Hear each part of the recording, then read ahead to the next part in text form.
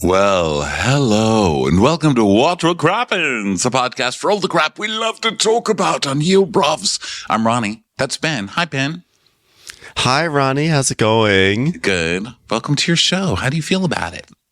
Oh, my goodness. I am so thrilled. How do you feel about it? Good. I'm doing waddle exercises. Oh, good. Hi, everybody. Welcome. We're in New York City because Saturday night is the Golden Crappies on Broadway. So we're super excited. We're also going to be doing Watch What Happens Live. We'll be the bartenders this Thursday night after Southern Charm, featuring Miss Patricia Austal and Madison Austin. So we're super excited about that. So check that out.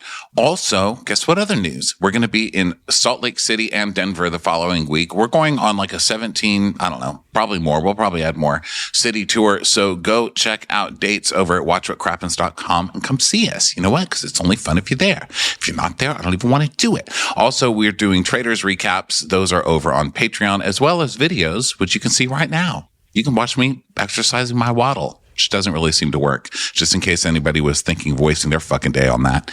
And then what's the other thing, Ben? I think that's it, right? I think so. Just crappies, vote, get your streaming tickets, all that fun stuff. Is there anyone who wants to offer teleprompter services for the crappies on Saturday night? If there's a professional teleprompter person, we'd love to see you. Because guess what? My old ass brain can't remember anything. Okay, yeah. I can't remember anything. The key word is for free, because whoa, my voice got real crazy there. The key word is for free, because otherwise, free teleprompter, sir. Hey, even if it's holding up poster boards, with our words, like in the old days. Yeah. We are really excited for this show. There's gonna be so much that we're doing, and it's gonna be a real thrill. It's going to be a real thrill. You know what? Like this season finale of Below Deck Sailing Yacht, okay? It's called Season 516, The Bitter End. Ooh. Yeah. So previously this season, Daisy got really frustrated. Danny, used to be chubby, and then she was a cheerleader and redeemed herself in her own mind because she lost weight. And now she just wants a guy. Any guy, really. Yeah. Really any guy. And it's appropriate. Diana worked for oligarchs in the Russian seas, in the seas of Russia. Yeah. Black Seas, maybe. Somewhere. Black Sea. And it was just a great time. Sea. Yeah.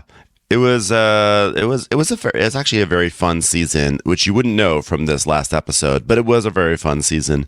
So where we left off as a cliffhanger for some reason that no one can explain. The cliffhanger was that Danny and Chase, who've known each other for about 3 episodes on this show, have had like a little quarrel because she wants to keep dating him after the show, and he's like, I've only known you for 3 episodes of Below Deck time. And then Daisy's like, Danny, got to work. So we come back with that. More importantly, she's upset because he did date Alicia, the chef. Yeah. And he went to Australia to see her, but now he's not willing to go to Australia to see Danny. So she's like, what's the difference between her and me? I mean, food. You know what I mean? Food. Alicia was a chef, so I would travel for lunch. It's sad when a man will travel for a decent meal, but not for you. But you know what? That's the situation you've gotten yourself into. The same thing that gives you pride now. You don't eat food, and he wants food. You see what I mean? This relationship can never work. Yeah, it's kind of like Stargate asking why you didn't see it in the theater when you did see Star Wars in the theater. It's like, yeah, well, you're both movies, yes, but some might just see greater value, and so I'm going to see one in the theater and the other on video. That's just how it goes. That's true. Also, wars are more fascinating than gates. Everybody wants to see a war. Who cares about a gate? Like literally Finally, nobody. It's been spoken. It's been stated. Oh, God, I've really been holding on to that grudge for 30 years. Yeah. Finally got to air it out about Stargate. So don't worry. They'll bring in some Brady Bunch and some Alice references in this episode. So we could just get to go all the way back. That's right. So Chase is like, well, I thought Danny and I had a mutual agreement that we weren't going to put any labels on this, and I don't feel like I can commit to pursuing a relationship with anybody that I've known for 2 weeks. So I'm about to go to Gibraltar for 16 weeks, and Danny's going to Australia and then South Africa. So although Danny's great, I'm not changing my plans. I don't fucking know. This is fucking hard. I want to throw my chair. So did they make... What'd you say? I was going to say, it's actually not hard, and it's incredibly easy. You don't have to throw a chair. You can just say, bye. Yeah, just say no.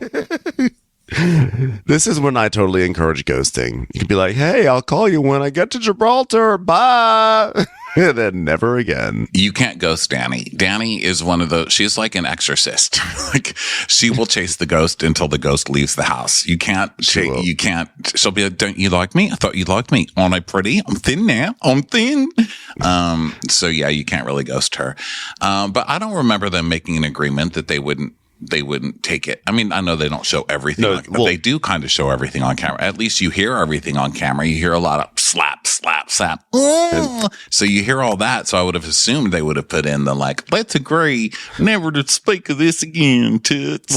Well, I mean, let's be honest. We've watched enough of these shows to know exactly what type of person Danny is. Danny is the one who says, I just love flirting with guys. I mean, I'm keeping it casual. Like, it's just, I love to flirt. Like, it's nothing serious. Like, don't worry about me. I'm a cool girl. Like, we can have sex. It's fine. Like, I don't get feelings. Like, I'm so not attached. Okay, now can we date for 4 months? I mean, she is the person who puts on the front. Like, she does not get attached.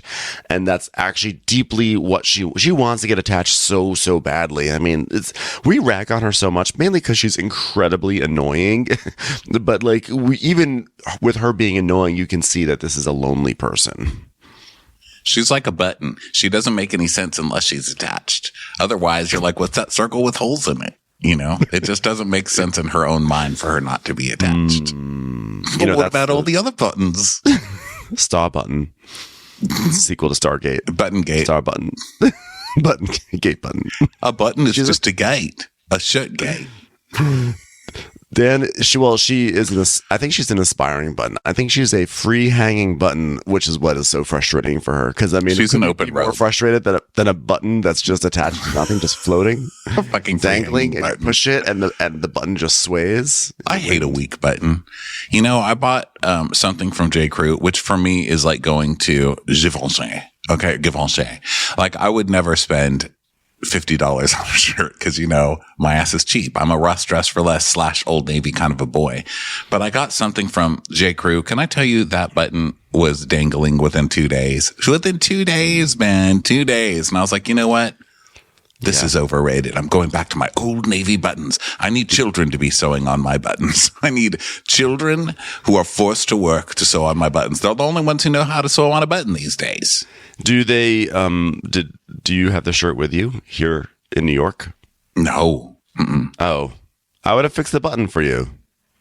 Oh, that's so nice. But I learned how to sew I don't buttons. like that because that's mixing friendship with button emergencies. And then what if the button dangled again? I would be like, I think it would cause a rift in our friendship because I wouldn't want to tell you how much your button sucked, but this would be all on you because I wouldn't, if my button sucked, I would just retie it on again.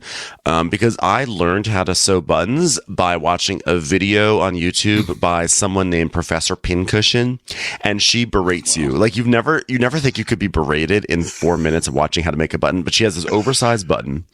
And what she does is she has a big button so you can really see how to do it. She goes, okay, we are going to pull the needle through the hole and then back in. And we'll do this 4 times around and around and around the shank. And then you put it in. And you just feel like you have done something totally wrong and you're in detention. And Professor Pincushion is reprimanding you. It's great. It's a great way to learn.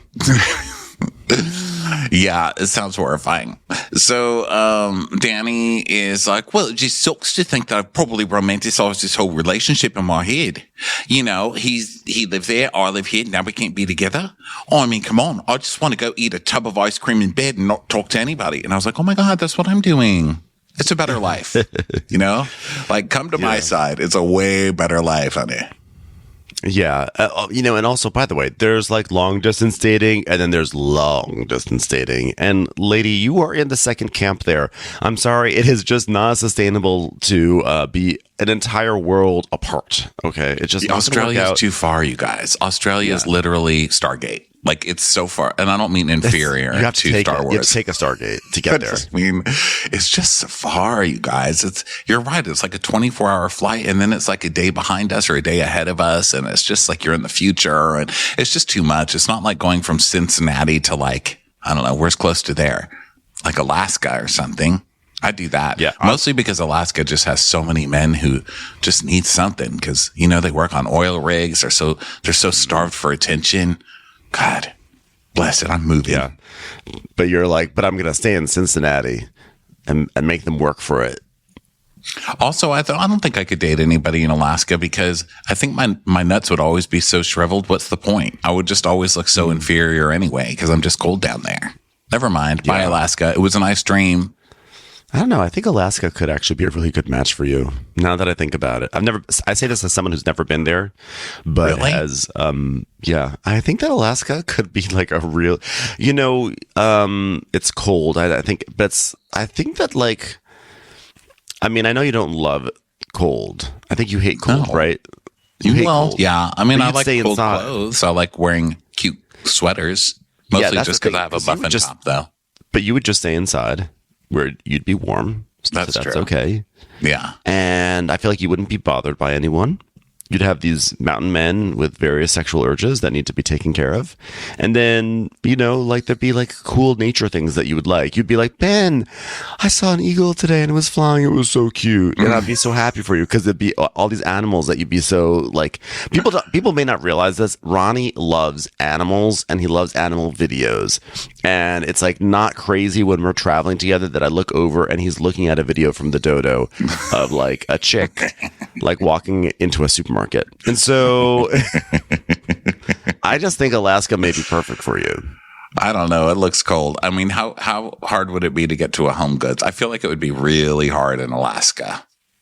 I think that could be more difficult unless you live in an urban area, but I don't think the urban areas are that urban. So I still think like I assume an Alaskan urban area is the same as like a California remote city. So I think you'd be okay. It's far. Okay, so now Daisy's checking in with ML, Mary Louise, or Matcha Louie, whatever her name is. And she's like, all right, this evening, we're going to do family style. And the lady's like, well, the only thing I really need is to get a heads up on what we're going to eat because, someone's gluten-free, someone's seafood-free, someone's dairy-free, someone's taste-free. Someone literally doesn't have any taste buds on her tongue. So I'm going to need an interpreter to come out and just really describe to her saliva glands what she's eating so she can really feel that go down. I hope that's not too much trouble for you. Fuck, you're all a pain in the ass. I say give these old ladies a loaf of bread with tuna fish on it and get them over it, put them in the tank where they have to get over all this shit because this is crazy. Yeah, I agree. And Daisy's like, well, I'll check with Glois to make sure I know who can eat what. And so even though I tried to train her, it's shocking that Diana is still really making simple mistakes. And it's incredibly concerning because with all these dietary restrictions, there really is no room for error. Sure there is. I say you just do a survival of the fittest on their asses. You know what I mean? At some point, thin the herd. I'm sick of the herd complaining about every fucking food allergy in the world. And listen, I know that there are some real food allergies. I come from a food allergy family, so I have to deal with this shit all the time. But you don't all have it. You know what I mean? Like when my sister's dog, she has 2 dogs, and when they both came down with food allergies, I was like, okay, this is officially in your head. You know what I mean? Like too much. Yeah. Well, I just say offer up complimentary EpiPens at the table and just say, if your throat starts to claw up, just please use your EpiPen and enjoy the rest of your meal. Thanks very much. They just need to start making flavored EpiPens so that people don't get offended. Like, well, we've given you a chocolate EpiPen surprise on your side, just in case you need that. They should make, I think that like I say this as someone who thankfully does not have any allergies. Knock on wood, because you never know when you're going to develop one. But I feel like EpiPens just seem like such a unpleasant thing to have to go through. I mean, it's probably the allergy is probably even more unpleasant to go through. But I wonder if they made like the EpiPen experience more pleasant. If that might be that might help, like where you don't have to be jabbed with a needle. You could just have like a lovely cocktail, like an EpiPen cocktail. I'd be like, hold on one second, my throat's closing up. Let me just grab me some of my Epi juice. There we go. I don't know why it's Daisy in this case, but Epi juice. Well, I think that would make it more comfortable if Daisy was there. Everybody wants Daisy at their bedside when they're, about to die from some kind of overdose, because she'll just stand there and just be like, take the EpiPen. I have heard that when it'll hurt less than Daisy. Heard that, like, I've heard that when you have like an allergic reaction, it kind of takes you out for the day. So that sounds unpleasant. So. Yeah, it does sound unpleasant. I'm just saying, like, it's too much. You know what I mean? You get one per friend group. I say you get one food allergy and one vegetarian/vegan per friend group, and the rest of you have to sit in the back seat. You know what I mean? Like, there's only so many seats in the front seat, so the rest of you don't get hurt. That's it. Well, I think there's a difference between allergy versus intolerance. And so like an allergy will kill you, and intolerance will just make your life miserable for a few hours, right? So there's that element too. So I say make some people miserable for a few hours. Just don't kill anyone, and then you'll be okay. Yeah. So then Daisy's like, I'll check with Glois to make sure that I know who can eat what.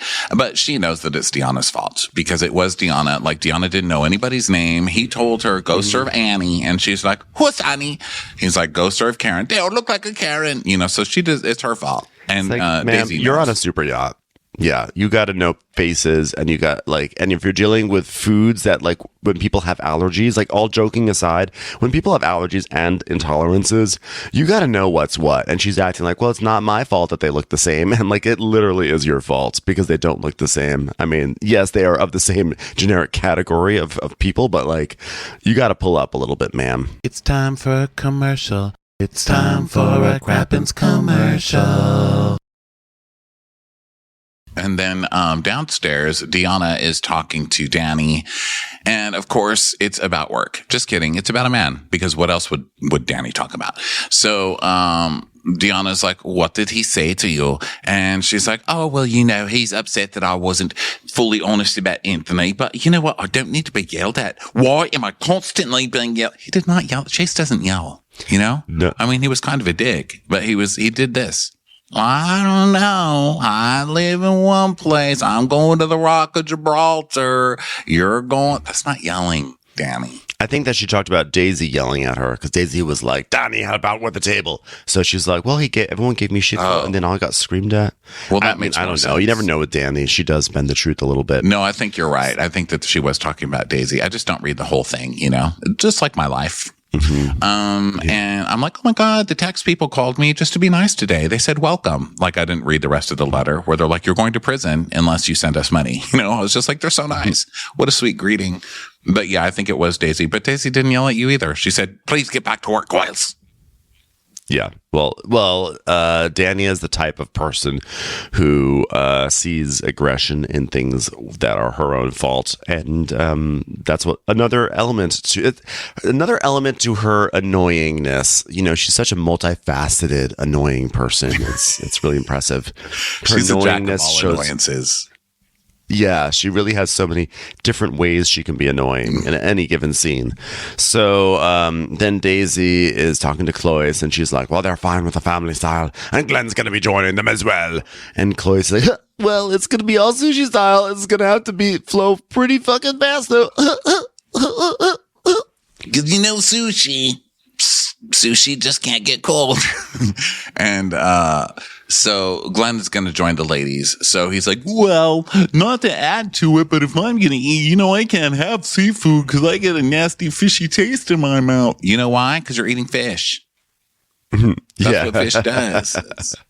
It's like complaining that you get some chocolate in your mouth when you eat an M&M. That's what they do, sir. Yeah, it's an allergy. And Cloyce is like, well, there's another guest that can't eat seafood either, so I'm gonna do a ribeye steak sushi. And then Glenn is like, okay, bullshit. Well, you're my best friend for life.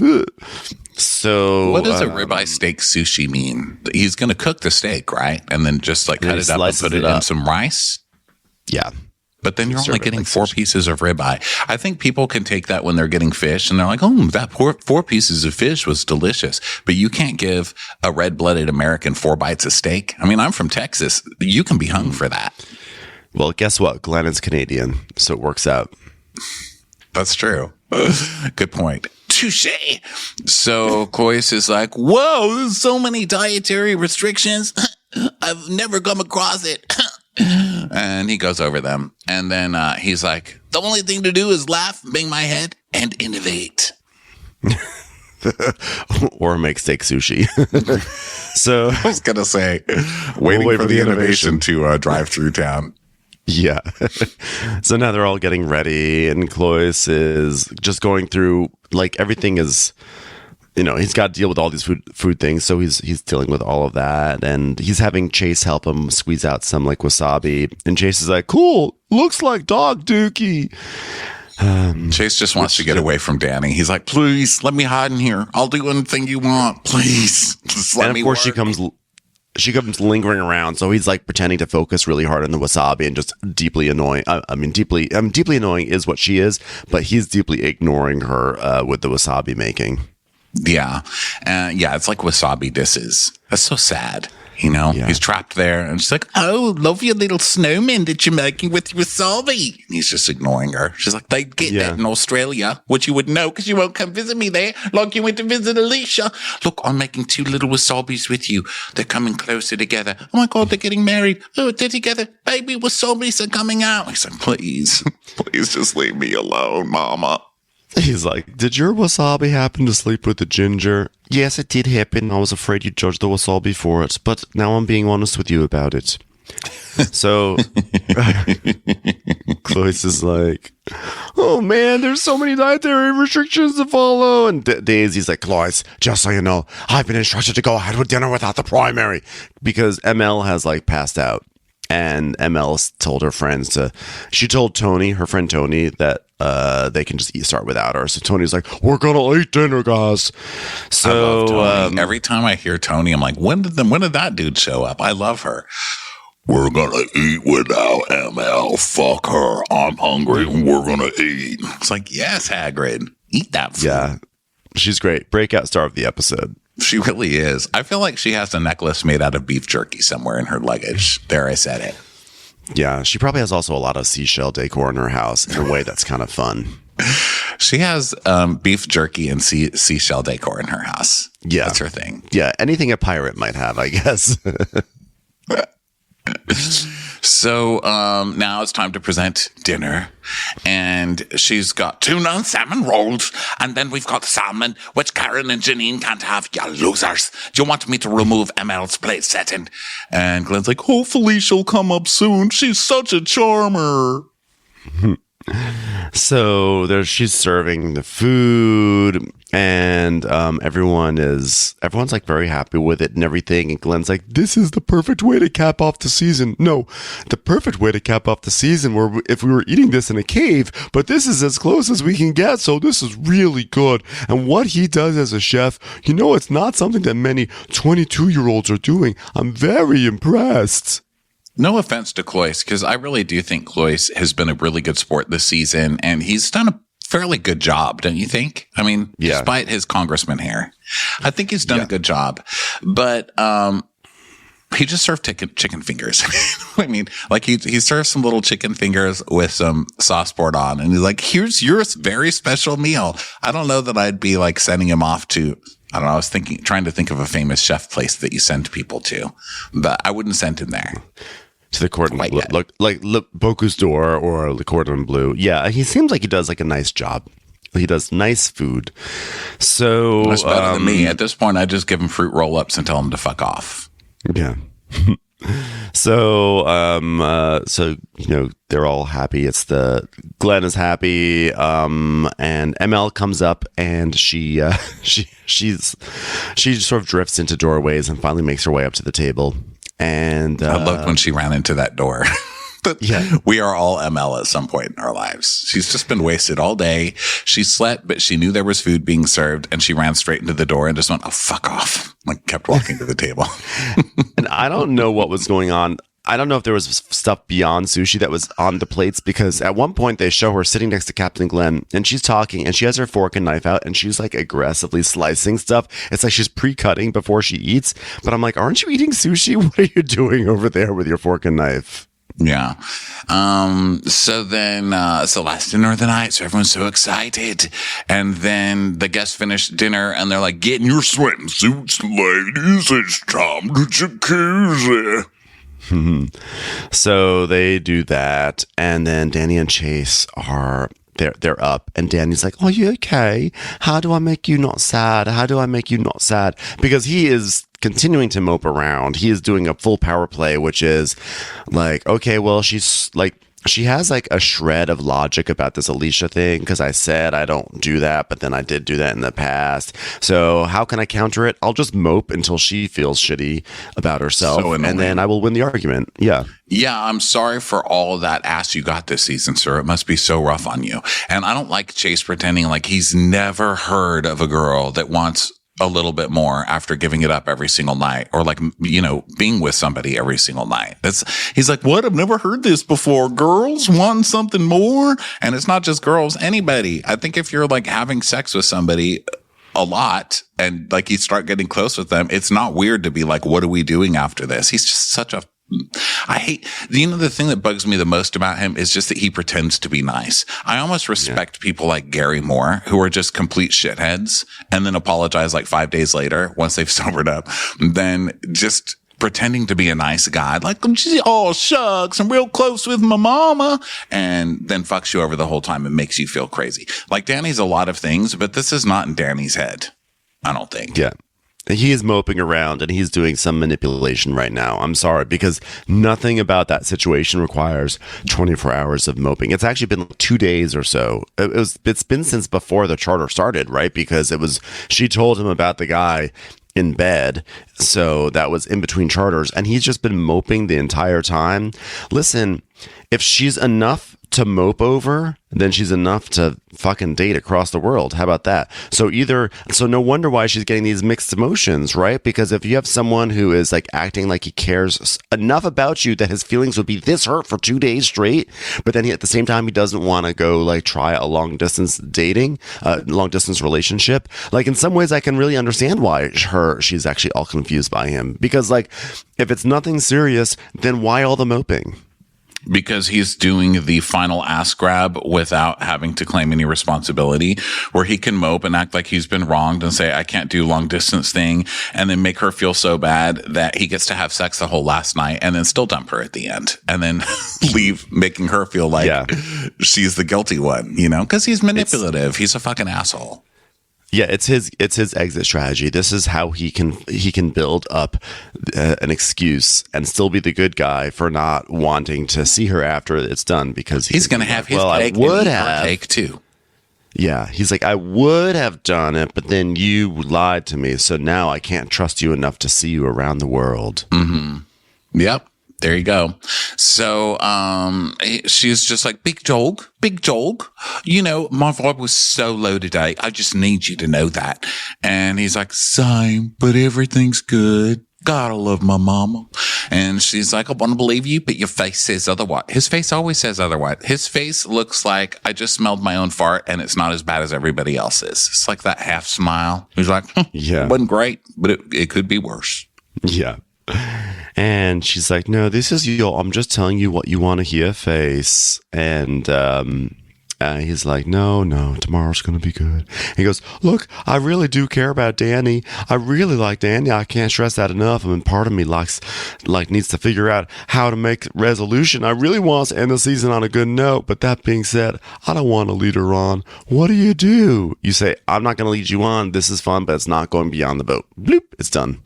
Yeah. Stop sticking your dick in her constantly and then patting her on the ass every day and, flirting with her every day. That's how you don't lead her on. Yeah. Me. So then the crew wakes up and they're excited because it's the last day of charter. And, the guests, of course, want their breakfast. So they get breakfast, gluten-free French toast for you, or as the French call it, da, stupid.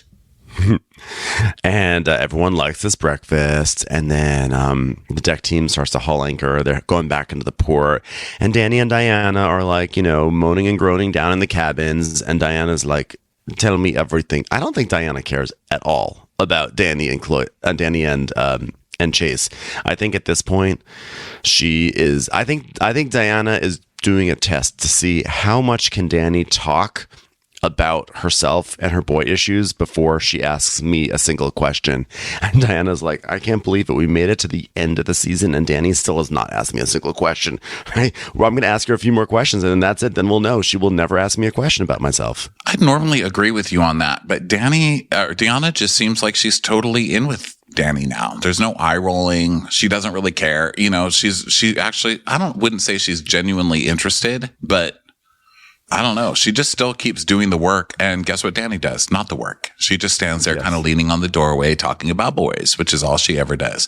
And Deanna doesn't seem annoyed, which is kind of why I don't like Deanna. I liked her in the beginning, when she was like, oops, I love cleaning toilets. It's my favorite thing. Ever since I cleaned Putin's toilet, I've never seen poo-poo like this. But now she's just like, ooh, poop is disgusting on toilets. You just loved it a second ago. And she used to hate Danny and her stupid, grubby ways with all the guys on the boat. And now she's just like resigned to it and hates Daisy. I don't get it.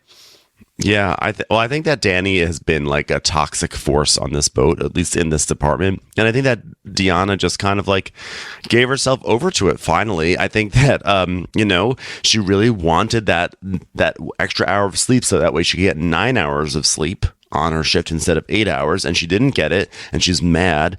And so she just flipped sides because it's actually easier to be mad to be mad along with someone than to not be. And so it's more fun if you have a little ally and you can both hate your boss together. And I think she realized that. She's like, you know what? Why am I can either be disgusted by Danny or I can join her and just be mad at Daisy. And that's what she did. And I kind of lost all respect for Deanna too. I think we both started to lose it when she complained about not being on service enough, and she didn't know how to make drinks. So Daisy was like, okay, we're going to do a drink seminar. And then Deanna made like one drink and then was exasperated and walked away.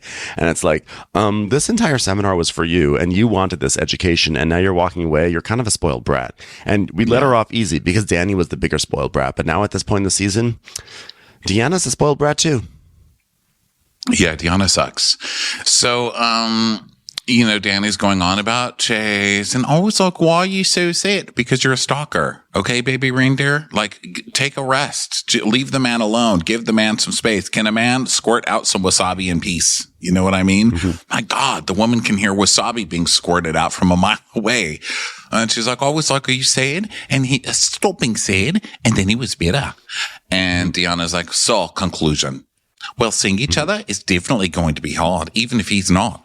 I'm not leaving here thinking like, oh my God, Chase and I are dating. Like, I'm leaving here, oh my God, I hope Chase and I are dating. God, you see the difference? Huge difference.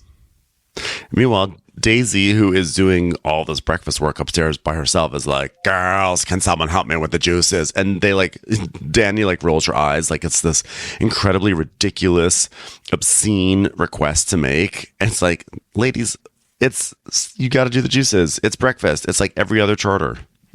And Deanna goes, what the fuck? It's like just the work, bitch. Why aren't you telling that to Danny, who's standing there at the doorway talking about some dude? I mean, at this point, Daisy should just get on the radios and go, guess what? There's fresh penises up here to squeeze, and just watch her run up there. Yes. So Glenn is checking in with Gary, and Gary's like, oh, thanks for another season, Cap. This is 3 days later where you get my apology, because that's how I work. So I'm sorry about all my, giving you gray hairs, or more gray hairs than you already had. Good person. Well, one more day, dude, and then you're going to be making the same kind of decisions. And it was, or one day, dude. And Gary's like, no, I know, 100%. Blah. And Glenn's like, it's not easy. Conditions are pretty good, and it's a good opportunity. And if I'm wondering if you want to have a go at the parking, you want to park the boat, big guy? And he's like, oh, Glenn, I would love to. You're going to be here next to me, Daddy? And he's like, yeah, I'll be right here with you, Gary. Yeah. And he's like, oh, I'm so glad to learn from you, dear leader, dear captain. Oh, you're going to make me cry, dude. So they go, he lets him move the steering wheel and all that stuff like your dad does when you're a kid and he pretends that you're really driving. And Gary does great. I will say that they give him a very easy docking because this isn't one of those ones that's like, uh-oh, guys, we're going to have to get this in within 3 inches of our lives. This one's pretty wide open. But still, he does it well, I guess. So that's great. Good for you, Gary. He does. And Gary's like, well, this hasn't been the most smoothest season for me, so it feels good knowing that he believes in me despite all my hiccups. I'm like, your hiccups? Okay, that's what we're going to call it. Well, there's a little bit of nerves, but seeing Glenn trust me like this is a massive boost of confidence, and I think Glenn believes in me very much so. Blah, blah, blah, blah, blah. And as Gary successfully makes the boat into the dock without even grabbing the ass of another boat, it's pretty impressive. Captain's like, one day he's going to be captain. He's going to have to mature, but that's up to him. That's all in his control. So then ML's like, everything was great. I just want Tony to do this speech. Tony, she's like, it was awesome. You definitely made us happy.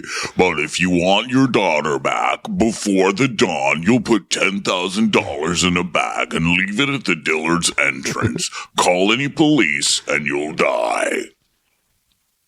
Daisy's like, give me back my daughter.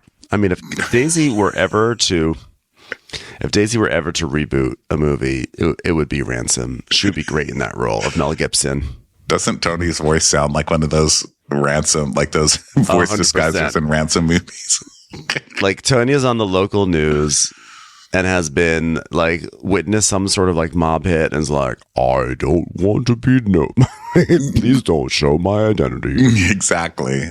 Like you can tell it's a wig even in shadows. It's like a big wig hanging off the head. Glenn's like, I opened the envelope, but it's just a bunch of letters cut out of magazines to form words. Figured that out later. So Daisy tells us, this season was such a battle for me. I wish my relationship with the girls had been like what I've seen with so many other schools. I struggle to manage their attitude and the toxic environment they've created. It's a shame that we couldn't have supported each other and helped each other grow and evolve and be better together. And then we also see, a little montage of previous stews that Daisy worked well with, which is kind of like, it was like a moment of, Daisy can lead stews. So really it's the stews who have the issues, not Daisy, which I liked. I liked production, kicking in for Daisy there. Yeah, because these stews truly suck. Commercials. Here comes one right now.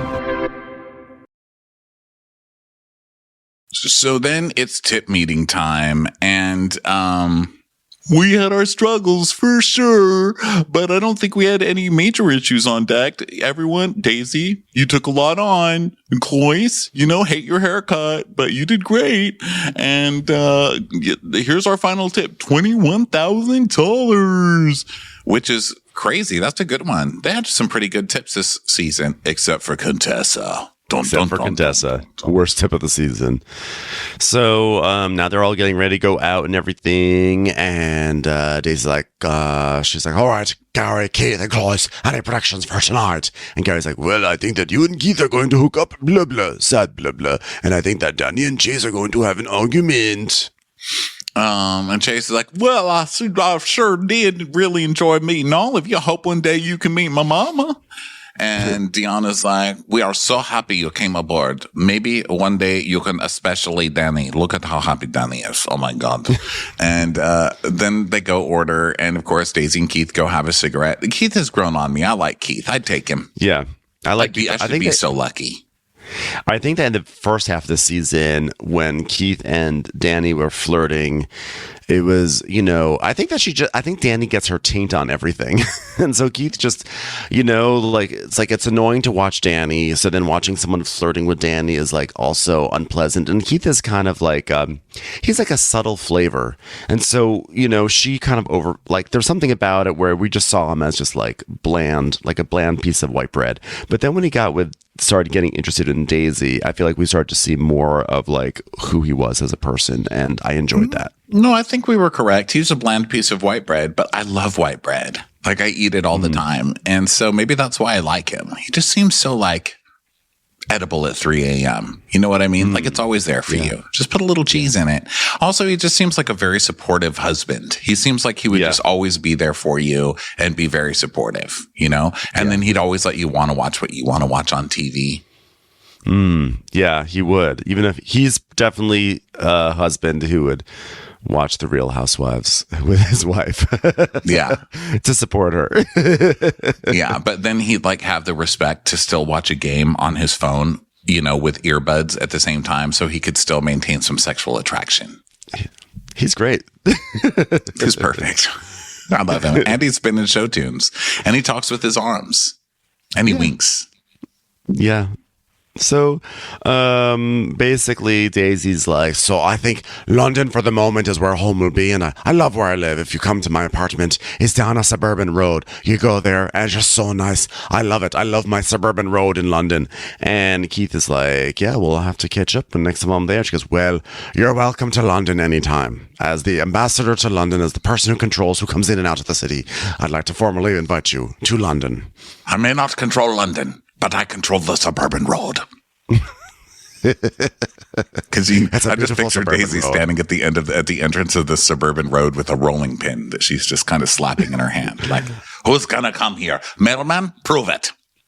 I'm still just trying to conceptualize Daisy's suburban road. Like she's like, I'm in an apartment at the end of a suburban road. Like, I imagine like a lot of houses on top of trash cans. What do the suburbs look like also in the suburbs of London? Because I just feel like they can't look like the suburbs of America. American suburbs have a very distinct look, a distinct and generic all at once. And I wonder, does that really carry over to British suburbs? I feel like they have to have like their own different vibe. I don't know. I have no idea. We should go check them out. Yeah, let's do it. Next time we're there, just to see if we can see Daisy standing there with a rolling pin as cats like playing on top of trash cans. That's how it is in my head. You can't get by. So Danny is like, Gary, would you say that you're the type that love relationships? Like you a relationship boy? You're talking to Gary. Who even asked Gary that? What a stupid question. And Gary's like, I love relationships. I love them. You can, by the way, tell as soon as she asked that question to Gary in front of Chase, you know that she's up to something. So then Chase is like, well, I'm not really looking for I'm sorry. He goes, I'm actually really looking for a relationship too, but I've rushed into things before and it's hurt me. I'm like, oh God, shut up. I guarantee you're the one who hurt people. But also, they're just both so gross. Like Danny and Chase are just both so deeply annoying.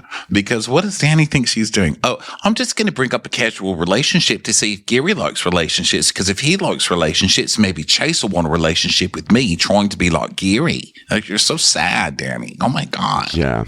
So she goes, well, I'm obviously looking for someone that I want to share my life with. And like, I don't have like a lot. I moved overseas by myself and I'm like looking for some sort of normalcy and hopefully that would come in the form of a partner. And as soon as I found that person, that always seems to find that excuse of distance, which I've heard like multiple times in my life. And like currently Chase is the thing that's like making me very happy. And I'm like so ready to move across the world for Chase. I'm like, she's saying this stuff all in front of Chase's face to Gary. It's the weirdest thing. It really is weird. Also, his name isn't like a welcome invitation to just chase him constantly. And if you are constantly in relationships where people come up with an excuse to move out of the country, you should probably start wondering if it's a you thing. Thank you. You know? Thank you. Like, come on. Yeah. And so he's like, and do you, Chase, what do you think about relationships? And Deanna's like, oh my God, stop putting him on spotlight. And Gary's like, I'm not. It's just good to express your feelings, man. And he's like, Danny, you want to go to the bathroom? she's like, I do need to pee, yeah. So they go off, and Gary's like, well, I don't think either of them knows what they want, TBH, to be honest. And Diana's like, too soon. They'll figure it out. So then Keith is sitting next to Daisy and just, they're just sort of chatting or whatever. And then Daisy's like, all right, everyone, what are we cheers unto? And Davide is like, Glois for Presidente. So they cheers or whatever. Here's to being the best version of ourselves. Cheers. So then they get into the taxis and they head back to a club. And Danny's like, oh, I don't want to share a taxi with Daisy. What a bitch. And then Danny whacks Diana in the head. I think we missed this. Yeah, by the way, I think we missed a scene in here, which it's not in here, but when Chase and Danny went to the bathroom, they had a whole scene where Chase is like, I don't want to be mad at you anymore. Can't we go back to the way it was 2 days ago when we were besties on the boat? She's like, that's what I want. And then they make out and everything is fine. So the reason why I mentioned it is that they've now had a full reset and everything is fine and resolved with them. It was the end of their storyline. Yeah, we knew that was going to happen when he asked her to go to the bathroom. Like, you get a drink into a man, I swear to God. And they're like, not mad anymore. My dick's hard. So let's ride it while we can. This ain't going to last long. So then Daisy and Keith are talking in the taxis, and he has heard the girls bitching about her all night, right? So she's like, did you enjoy your dinner? And he's like, well, I'm not trying to be a snoop, but what I'm very interested in is the conversation between Gary, Chase, and Danny. And she's like, I don't know. I can't keep up with it. Those girls are nasty. And as far as I'm concerned, I like you. You don't like me. You haven't liked me from day one. That's fine. Let's see who's back next year, dumbasses. Yeah, exactly. So then, and Chase is like, hey, I'm going to name you I'm going to crown you queen, Danny. And Danny is like, queen of the interior, because I actually do my fucking job. And Diana's like, oh, shots fired. And then when do you do your job? We've seen you leaning on doorways and complaining about men 90% of your season. The only time I ever got an inkling that you gave a fuck about your job was when you cried about tablescapes because it was your art. Yes, that's exactly right. That's the only time she showed any passion for anything. So Gary's like, well, but she's chief stew at the end of the day. And Danny's like, yeah, but she's shit at it. No offense, she's a shit chief stew. And by the way, Gary, who in a few moments is about to basically profess his love for Daisy, how about he then like actually stands up for the person that he apparently loves so much and say, actually, I've been working with Daisy for 3 or 4 years now, and she does a great job. And you two are the only ones that have caused her any problems. Why not that? Like, why not just like throw it back at them? He's only going for plot lines and a last minute redemption because he got in trouble in the season, and he has nobody else to be with because he's all sad and washed up and sandpapery, and he's just trying to get a good edit by pretending he still likes Daisy, which I love that she's on too, by the way. It's so funny. Yes. She's like, shut the fuck up, Garrett. But yeah, he does not care if they talk shit about her because ultimately he's always in competition with everybody, and he doesn't like it when Daisy is like getting more accolades than him, you know? Yeah. So he's like, guys, at the end of the day, she's your boss. Have a level of respect. And Chase is like, no, you earn respect, Gary. You know, shut up, shackle dropper. Yeah. He's like, guys, I don't want to choose sides, but the majority of all this shit is fucking petty. And I'm sorry, I don't want to talk about Daisy unless we're talking about how much I'm in love with her. Oh, Daisy. So Chase is like, he's like, yeah, let's go have some fun. So then Danny has yet another complaint. She goes, even though we've had our bitch fits, I do feel like Dee and I have definitely bonded over the trauma of working with Daisy. I don't hate Daisy. Yeah. I don't hate Daisy because she's like, oh, she's my boss and this and that. I don't like Daisy because she's a fucking scary, ice cold bitch. And Deanna's like, she cannot admit when wrong. I don't respect her, period. No one respects you either, lady who can't clean toilets properly or serve properly. Like, you're a lose-lose. Get the fuck out of here. Get back to the oligarchs. I have no time for either one of you. And the only reason you don't like Daisy is because you don't like being asked to do your job. And I've never heard anybody bitch that they only got 8 hours of sleep. That's literally crazy on a boat. Never. And I'm glad that she never got those makeup hours because I think think she ever got them, right? I don't think they ever came through. So I am so glad. I'm so glad that she didn't get her makeup hour from that one time and then the other time. And she will have to always have that debt in her life because it will never be made up. She will always know that she never got it. There was never the equilibrium, and there never will be. She'll always have that number missing from her sleep bank. Yeah, always for the rest of her life because she's not going to work with Daisy again. She'll always have a deficit. So now they go to the club and do shots, and Keith and Daisy make out, and then Gary's watching as he chain smoke wasted, and he's like, "It's not easy seeing someone that you care about hooking up with someone else, especially when they're doing it right in front of you all the time." Well, how do you think all those different people felt when you swept in and like cock blocked them and took the people they were interested in? Huh? So Gary is like, "Oh, Days, that was a tough ride, but I advocated for your side, to be wise of your points of view and how I feel about hierarchy." And she goes, "Oh, do you know how much that means for me?" And she's like, "Yes, and I got laid in too hard, honestly. So I got laid in too hard, which means I think that I deserve to actually get laid myself. So what do you think tonight, top bunk?" Daisy, I just want us to live a fairy tale life. Yeah, everybody wants their prince fucking drooling at the mouth and wasted and smelling like 10-day-old cigarettes. You fucking gross person. I don't even think he uses rock deodorant. He just seems so gross. And he's like, "Yeah, we've had ups and downs, and then we can get together and live happily ever after. I had serious feelings for you, Daisy. No doubt about it, especially now that I don't have options. Daisy, you are like the last roast beef sandwich on a tray. I may not want to eat roast beef, but I'm drunk and it's there, so I'm asked you to marry me. Do you understand?" Fuck off, Gary. "What do you want me to say, Gary?" He's like, "Nothing. You know what? You know what I want you to say? It's absolutely fuck all. Be all good riddance. I liked you from day one because I like the person you are, Daisy." You've fucked her over 9 million times on this show, sir. 9 million times. And like, has he even thought about what a relationship with Daisy would look like? A real, true, long-term relationship where they actually get married and have kids. The moment kids enter the picture, Gary is a goner. He is going, first of all, he will definitely be the sort of guy who's going to compete for attention with a child. He's not going to be able to live in that. He will cheat. He will leave. He will get drunk. He will be like beyond a disaster. Yeah. And he'll like be grabbing the teachers' asses at school. Like, ugh, gross. He will. He'll be getting wasted at Labor Day picnics and stuff. Totally. The angry drives homes. Yeah. She's like, "Well, you say this shit, but you never act on it, Gary. You can't just keep saying that stuff, Gary. It hurts me." And then Keith is like, oh, it's all right. It's fine. She's trying to kiss her. And she's like, "Oh, fuck off, you two." So then the crew heads back to the boat. And now Gary, who just wants to live happily ever with Daisy and prove that he's different, is like, "Girls, come to the jacuzzi. Habba-labba-labba." Yeah, he's just like sad, just trying to catch some strays out there. And then meanwhile, Daisy is just like making out with Keith really hard. She's like, "Ha, finally, a real man." So then everyone goes to bed.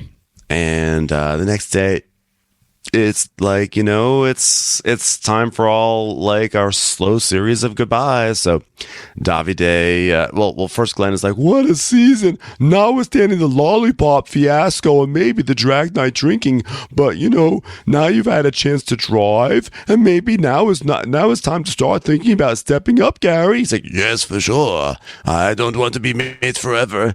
And he's like, "Yeah, but in your position as the first officer, you're one of the gang, but you have to also separate. You have to separate and yourself a little bit. You have to start kind of rising out a little bit, because it's not about friendship, it's about leadership and caves. So you have to set an example, which is really important, Gary." And then we get Gary's monologue, which is so funny because Gary is acting like he's had a season of sobriety that's been really difficult on him. And he just wants to remind us all how hard he's worked.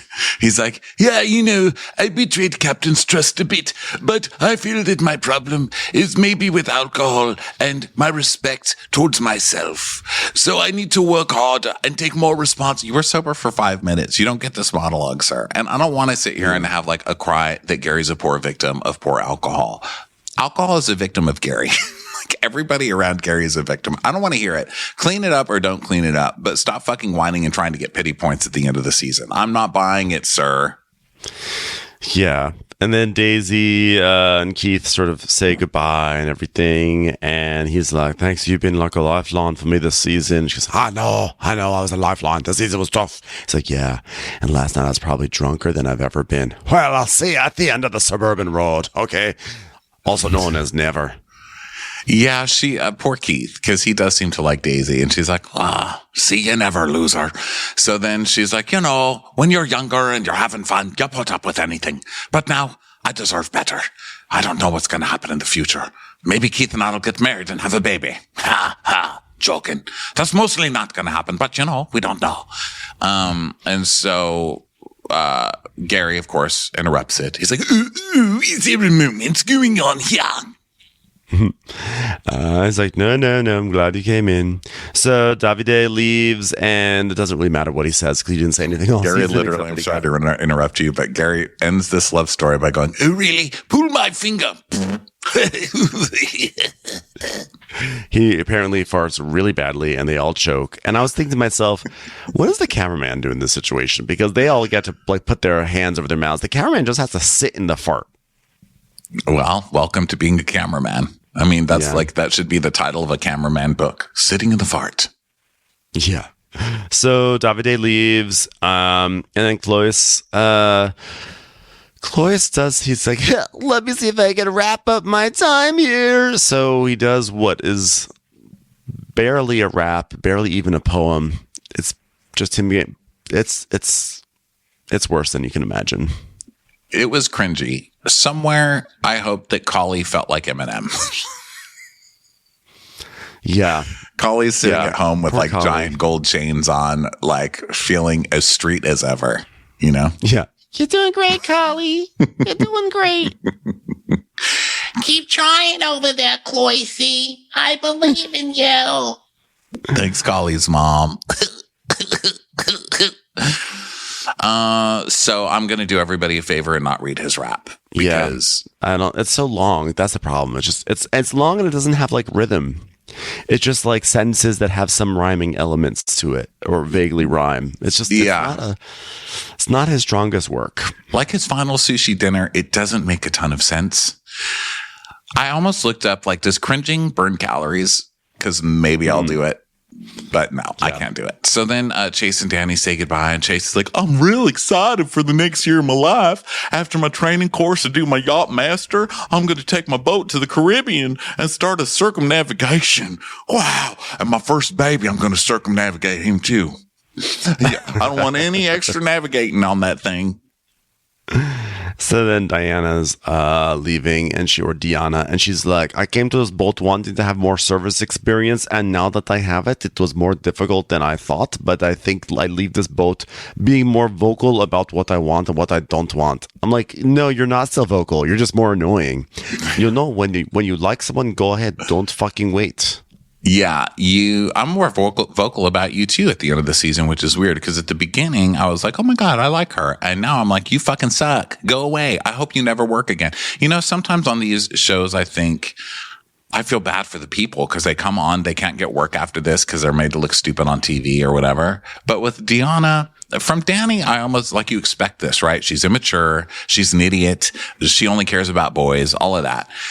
So I kind of expected her to be an idiot. I did not expect it from Deanna. And I actually wanted more expected more from her. And that she just turned out to be another lazy asshole. Go fuck yourself, lady. I hope you never work again. You're gross. I hope everybody you ever apply for watches this show and never hires you again. And may you rot with a gluten allergy. I curse you and your entire family with gluten allergy. Yeah.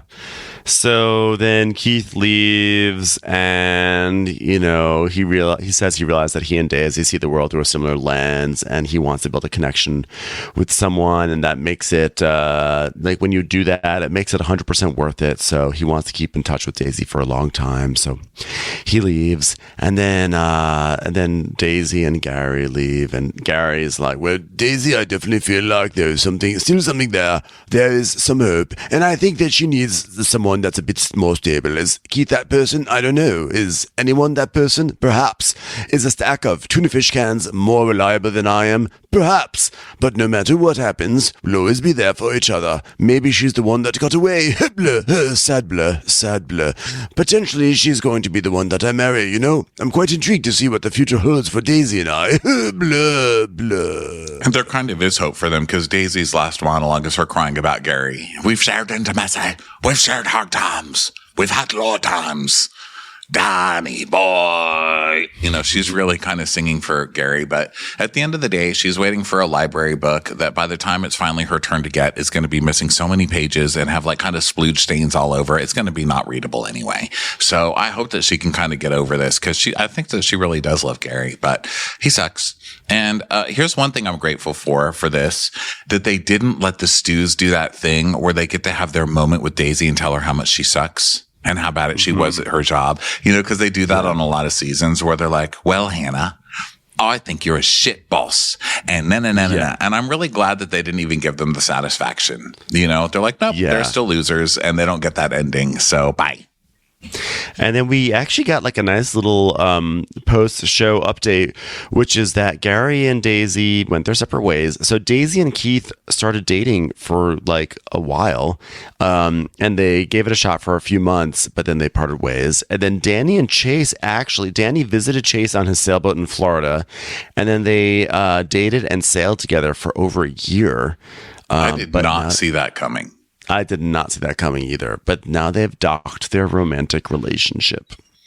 Yeah. So, wow, Chase came through. Really didn't see that coming at all. But, you know, good for those crazy kids. Good for them. I'm glad that Danny got a happy ending and then didn't get what she wanted ultimately in the end because she's still an asshole.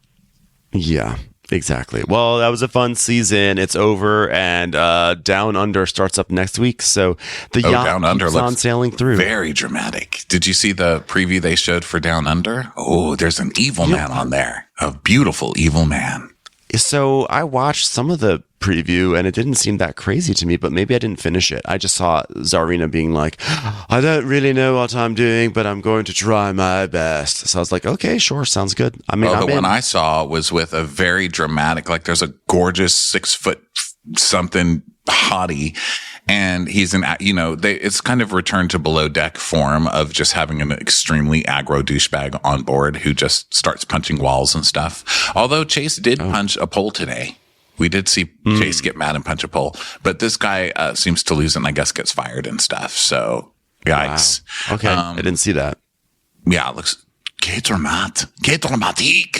But yeah, we'll be back with that next week. In the meantime, thanks so much for being here. Thanks for being with us on video, whoever's over on Patreon. Go check out Taters.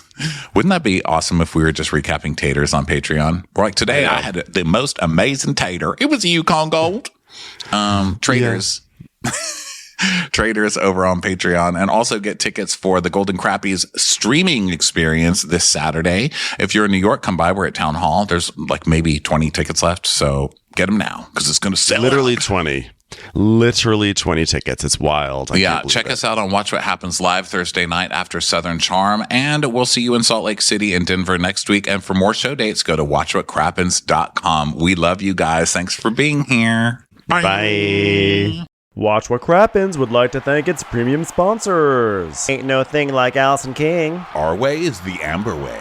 It's always automatic with Ashley Auto. Ashley Savoni, she don't take no baloney. Put your hands together for Carly Clapp. Catherine DiBernardo has our hearto. Get on the right foot with Chrissy Offutt. Dana C. Dana Do. She's not just a Sheila, she's a Daniela. Etchels! Erin McNicholas, she don't miss no trickolas. Jamie, she has no last namey.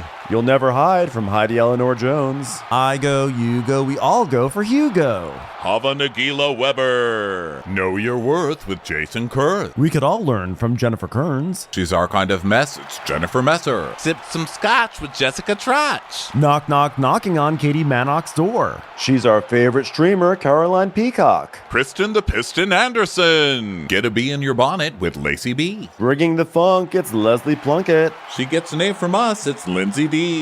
Let's give a kisserino to Lisa Lino. Fresh as a daisy, it's Maisie McHenry. We love her on the rocks. It's Melissa Cox. Megan Berg. You can't have a burger without the Berg. This is Living with Michelle Vivian. I love ya, Olivia Williamson. Tastier than Flanderson, it's Rachel Manderson. Have a heck of a time with Rebecca. She sure is swell. It's Raquel. Yes, we canna, it's Savannah. Cast a spell with Shannon Spellman. The Bay Area Betches. Betches. And our super premium sponsors. She's VVIP, it's Amanda V. Somebody get us 10 cc's of Betsy MD. She's got a leg up. It's Beth Ani.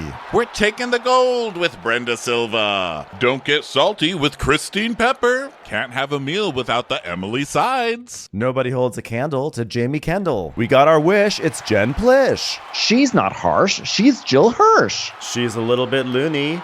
Junie. My favorite Murdo, Karen McMurdo. We love him madly. It's Kyle Pod Shadley. Let's go on a bender with Lauren Fender. We're ride or die for Lisa Ryder Barron. She's a whiz. It's Liz Sarthy. Always killing it. It's Lola Alkalani. The incredible edible Matthews sisters. She eases our woes, it's Melissa St. Rose. Give him hell, Miss Noel. Put on a kettle for Rebecca Weddle. She's the queen bee. It's Sarah Lemke. Shannon, out of a cannon, Anthony. Let's take off with Tamla Plain. She ain't no shrinking Violet Couture. We love you guys.